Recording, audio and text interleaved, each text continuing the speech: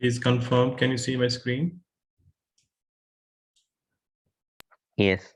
Yes, sir. Okay. So let's start. So I'm going to revise again this one.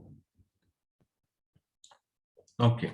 So we talk about the agriculture and we said that agriculture means cultivation of plants and animals and the crops. It's known as agriculture. So agriculture of any country or agriculture of any area depends on the following factors. Number one, the climate of that country. That the climate of the country will decide that which type of crops you can cultivate that one. For example, if talk about Saudi Arabia, so you can just cultivate the crops which can bear the high temperature and which can bear the dryness. So you will try to cultivate those type of crops. Otherwise, if you will try to cultivate different crops, so you have to prepare the greenhouse or you have to put lot of money to give them unnatural environment of that area. So that is the first thing. Second thing, we talk about culture. Culture mean that which type of the food they like, and according to that you will make agriculture there. For example, if now the in the country, for example, like Saudi Arabia, here they have greenhouse, they are cultivating every type of the food. But in the countries like you say the Sudan, okay, so in that way we have, who is this sending these messages?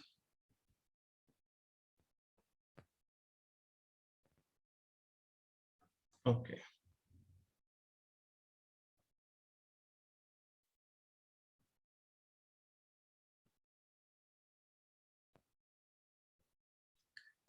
After that, the culture of the food, which type of food they like. For example, in Sudan they write the beans, they write a lot. In Bangladesh they have like rice. Even in, you can say, Pakistan, mostly they have the wheat, like this. So in the country of that particular place also decide that which type of crops will be there. After that, technology, which type of technology. For example, some crops they need that the soil should be so soft. For that they have to plough it, and after that it can be ready for cultivation. So you have to see also which type of the technology that country has. According to that they will do the cultivation. After that, the economics of the country means financially that country is capable for the cultivation of that type of the crops. So if the country is poor, so it will just crop that type of crops which need less money, less resources. And if the country is rich enough, so they can also cultivate the crops which needs lot of resources and lot of money. So these four things they decide which type of agriculture a country has. Any confusion?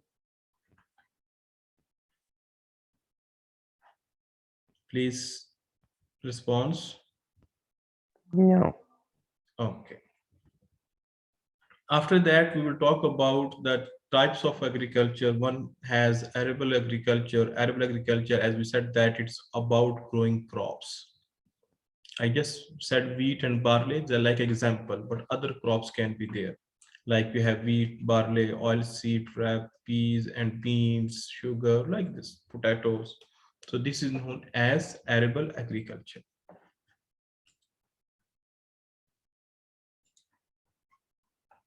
You can see here the different pictures in which the people are in the fields, and this type of agriculture is arable agriculture.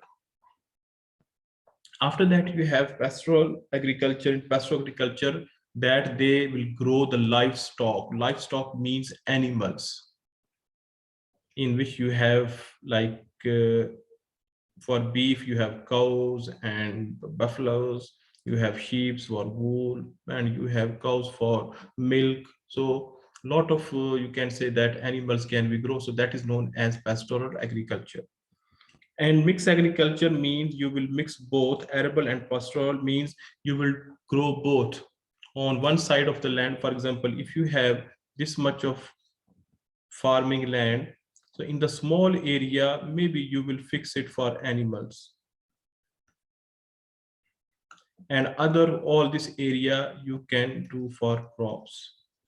And the crops is known as arable, and this one is known as pastoral, like this.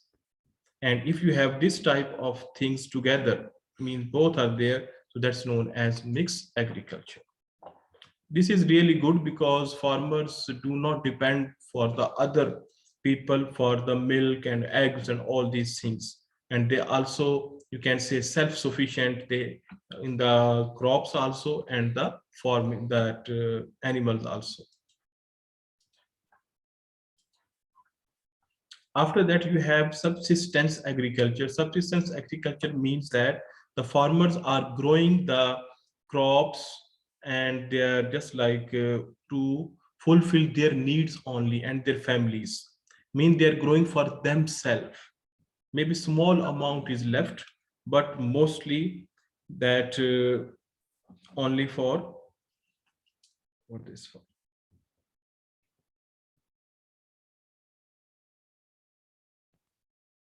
Just 1 minute.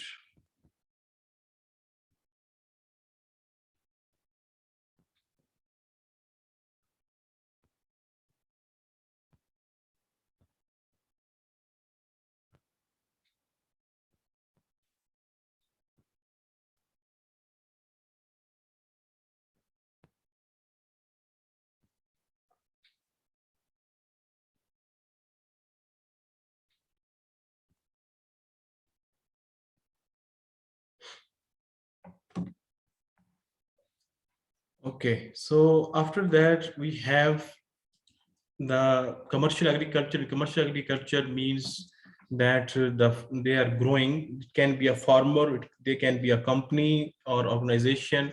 They are growing the fields, you can say crops and the animals, just like to get the cash to sell them. Okay, so that is the commercial. And here we have just like a comparison between the two types, subsistence and the commercial. Here we can do the cultivation for food, farmers and their families, here to get the cash. Here surplus can be exchanged with other items for other farmers, and here you can say they can be used, some of can used, but mainly here you can say mainly is sell for selling. Here may be small for selling, small amount. Okay, and you can see the example, and after that again they are comparing that arable and pastoral agriculture. And according to that, arable, as I said that to you, this is for plants and this is for animals. Examples are given. In mix you can do both. So these are the about the agriculture and its types. After that, you have extensive production and intensive production. So here this is a small difference between them. In extensive, you have small amount and you have a large area. You are getting a small amount of food from a small area. A large area, you're getting the small amount of food.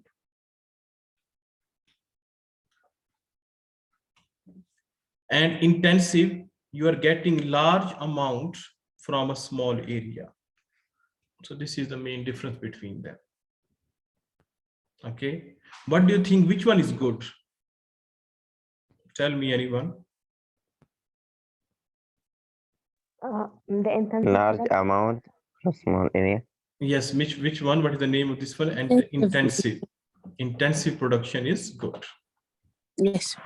Okay, thank you. Now, after that, we have increasing agriculture yields.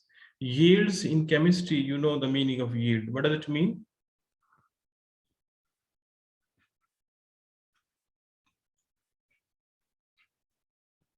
production or amount of product. Okay, how you can increase that, or why the agriculture, you can say, products we should increase. That is for that topic. Now see, they're saying the demands of the food keep on increasing due to the global population increase. Yes, due to the increase in population, so we need the more and more food every day by day. And there is a pressure on food production in number of ways, including now. So what is the main, so you can say, reason why the demand of the food is increasing? Number one, increase in the world population need more resources from where you can get the food. After that, the climate change affecting the availability of the fertile farmland, because due to some, you can say, the drought, due to the heavy rain or flooding, or due to, you can say, some other maybe construction. These are the reasons. Maybe the fertile land, fertile means the land which is used for the agriculture or for the growing the crops. Fertile means which is suitable, mean which has lot of minerals, rich with minerals. So due to the, sometime due to the drought, means there is no water, sometime due to heavy rain and flooding, and maybe the new cities or new, you can say, roads or new factories are constructed there. So the, for example, now the, let's see this one, you have this big area. Now before, from here, let's say you are getting 20,000 kilogram of wheat. This is a big area, but in the half of area, let's say the people constructed their homes, or due to any reason, then this area is, you cannot put the crops here. Now this is only left. Automatically when the area is decreased, the production is also decreased. Maybe now you can get only 14,000 only, but the 6,000 you miss, that's also needed for the people. So you will do something, you will use technology, you will use other resources, and you can change the method of cultivation so you can get the same crops from there. So that is also, we will study how you can do that for. After that, increase the standard of living, creating a demand for more food varieties. Now, if you go back just like 50 years, the things you are eating now, they were not available. For example, the bakery items like cakes and other biscuits, they were not available. If you go just like 50, they are, maybe they're available, but for only for few people. But when the people, they got money, their life standard become higher, so all of them using that. Before, you don't have this oil. Oil means like this vegetable oil you are getting. You are only doing the natural oil, which is from the animals you are getting, or you are from some seeds. But a lot of variety of this one is not available at that time, and other things. And after that, a lot of variety. So it means that as well as your life standard is changing, so you are demanding for new things. For example, now everybody want to eat burger, especially the new generation. For burger, what they need? They need chicken, for example, chicken burger. They need cheese. After that, needs bread. So before, maybe the bread they're used at home only for eating, but now they have to bake it according to your need, and then you have to use it. So the people lifestyle also increasing the demand of food every day. Increasing the settlement sizes, reducing the available. This one we have discussed, that people are making their homes, so the area is less.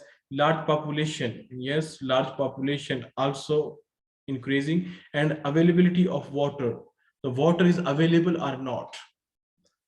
So that is also, you have to think that you have to be careful when you are talking about the planning for the how you will do the farming. The techniques to improve the crop yield, it means that how can you increase the yield.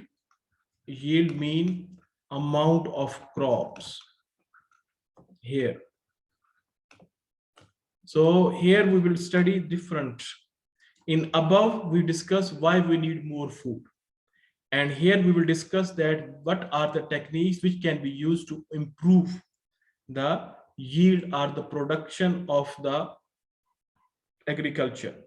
Number one, crop rotation.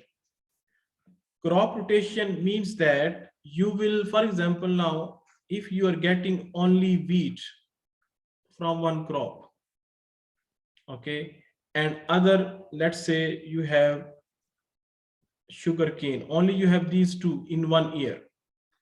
So first you will do this one, and after that, when your wheat is ready, then after that you will do this sugarcane.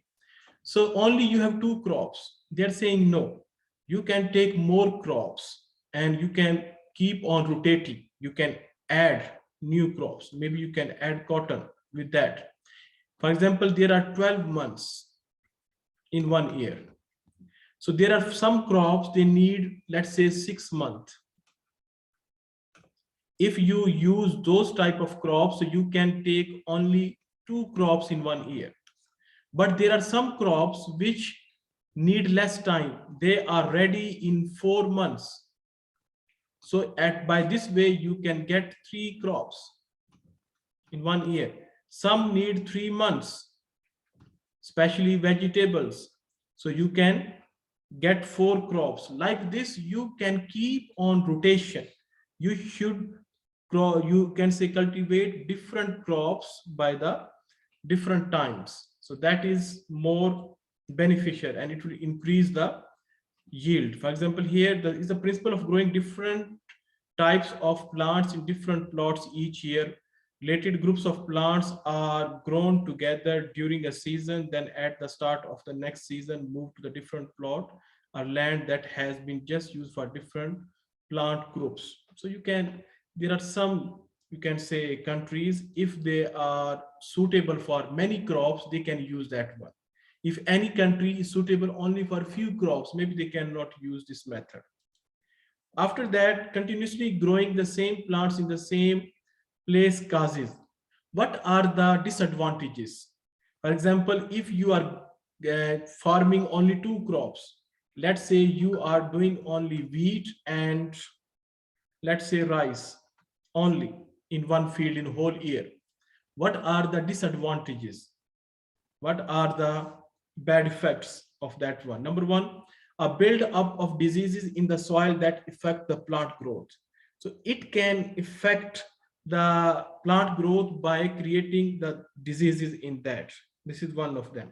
Number two, an increase in the pests that attack those plants. For example, now, if you will have the wheat, now there are, let's say this is insect. It needs wheat only to grow. I'm giving the example. If you will continuously grow this wheat here, you will find that after some time, lot of insects of the same type, they will come to that type of the land because they are getting whatever they need. But if you will just one time you did this one, and after that you did rice, then you did some vegetable, then this one. So the insect which only need wheat, then they will not gather there. They will go from there because they are not getting whatever they need. So this is one thing. Okay. And after that, the depletion in the soil, some of the nutrient, for example, this, let's say rice. Rice need nitrogen more for the growth. If you will continuously grow rice on the same land, maybe the nitrogen will become less in that soil. There will be deficiency of nitrogen in the particular soil. So due to that, the plant will not grow well. After maybe 1-2 years, rice will not grow well. So if you will do the other, you can say plants there, other crops there, then it will keep the ratios, you can say, same for all. Okay, they're saying that a large plot of the land usually divided into 4 smaller areas, each to contain particular type of a plant. Now they're saying that if you want to, you can say the effects, if you want to decrease it, what you can do. Now, for example, if you have this type of area, you can say problems in which the nitrogen, because remember we studied 3 type of the main elements which are important for the plant: nitrogen, potassium, and phosphorus. They're saying that if there is, due to any reason, nitrogen deficiency comes, the soil has less nitrogen, how you can overcome that one. So then they have a special type of the plants. What is that? Legumes. Legumes means the special type of a plant, but they have a special type of bacteria, and that bacteria is used to fix the nitrogen. Nitrogen fixing means to fix the amount of nitrogen in the soil. Okay, now how that, if this is the soil, in the soil nitrogen can comes by 2 ways. Number 1, with the help of fertilizers. After that, there's another big source of nitrogen, that is air. From air also it goes in the soil, and sometimes the plants, they take the nitrogen from the air, and from their roots nitrogen will mix in the soil. So this legumes is one type of that plant which will take the air from, so which will take the nitrogen from the air, and then its roots will give it to the soil. So like this, the desired amount of the nitrogen is fixed in the soil.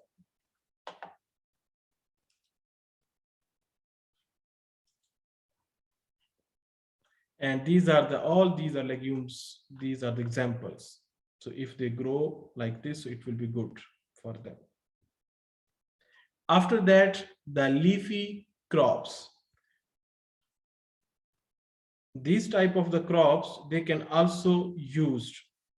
For example, here what they are saying now.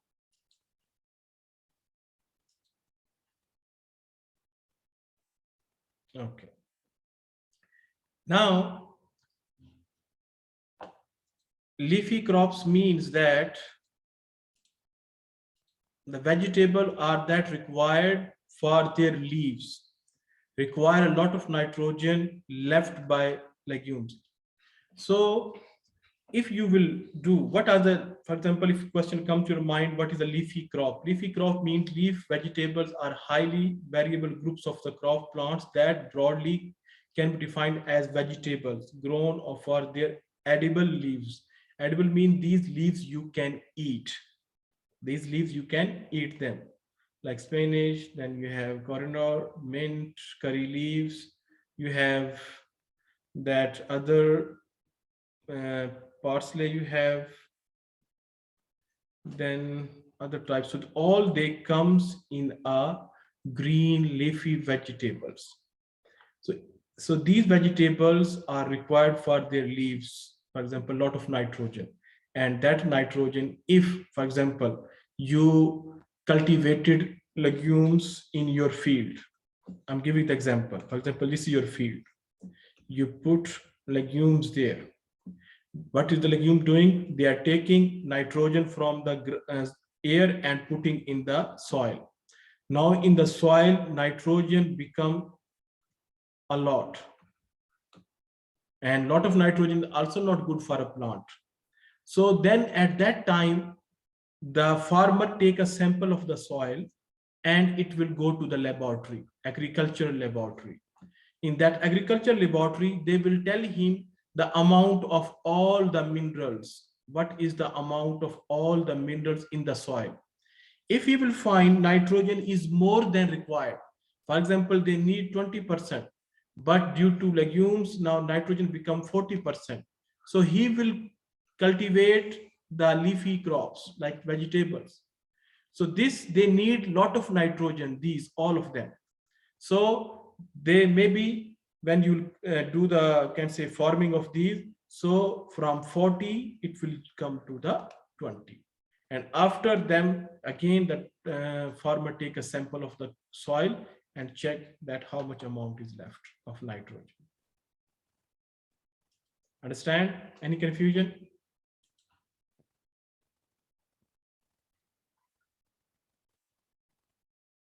Hello?